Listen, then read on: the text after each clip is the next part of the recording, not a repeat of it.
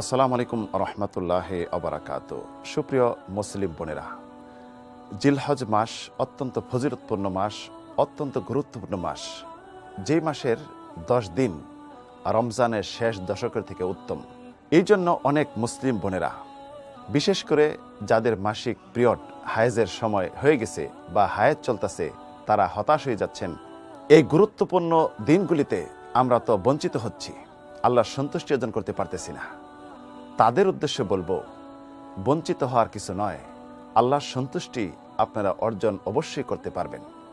Hiace মাসিক period যাদের চলতেছে বা যাদের হবে সময় রয়েছে, তাদের করণীয় কি? কিভাবে জিলহজ মাসের এই সওয়াব অর্জন করতে পারবে? খুব সহজ। আমাদের জানতে হবে এই রোগ যেটি পিরিয়ড, এটি কে দিয়েছেন? মহান রব্বুল আলামিন দিয়েছেন। মহান রব্বুল আলামিন আদম সন্তানদের কন্যাদের জন্য লিখে দিয়েছেন।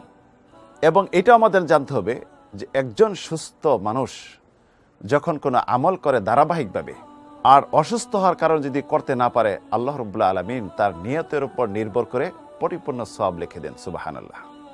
প্রিয় বোনেরা, হতাশ হবেন না। আপনাদের এই অবস্থায়, হায়েজ অবস্থায় নিষেধ কি? কোরআন তেলাওয়াত, সিয়াম সাধনা, সালাত। এছাড়া এই জিলহজ মাসের যে আরো ইবাদত রয়েছে, আল্লাহ সন্তোষজনক কাজ রয়েছে, এগুলি করতে পারবেন আপনারা। সবসময় আল্লাহর জিকিরে জিহ্বা সিক্ত রাখেন। যদি কেউ জিকির করে, আল্লাহ রাব্বুল আলামিন তার সাথে হয়ে যান। তাকবীর বলেন। তাকবীর যে বলবে, রাসূলুল্লাহ জান্নাতে সুসংবাদ দিয়েছেন তাদের জন্য।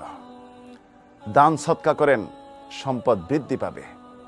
পরোপকার করেন, ভালো ভালো কাজগুলি করেন, সৎ কাজের আদেশ, অসৎ কাজকে নিষেধ করেন। এই অবস্থায় কোনো পাপে জড়িত হবেন না, সম্পূর্ণ পাপ থেকে মুক্ত থাকেন। তাহলে দেখবেন যারা সুস্থ থেকে এই 10 দিনের ইবাদত করে সওয়াব অর্জন করছে, আপনাদের সমপরিমাণ সওয়াব হবে, কোনো সওয়াবের কমতি কাটতি হবে না। প্রিয় বোনেরা, নিরাশ হবেন না, তবে সময়টুকু যেন আল্লাহর সন্তুষ্টিমূলক কাজে ব্যয় হয়, এটা চেষ্টা করবেন।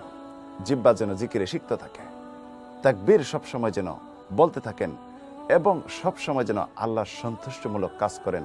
তাহলে অবশ্যই আপনারা এই মাসের, এই জিলহজের প্রথম 10 দিনের পরিপূর্ণ ফজিলত পাবেন।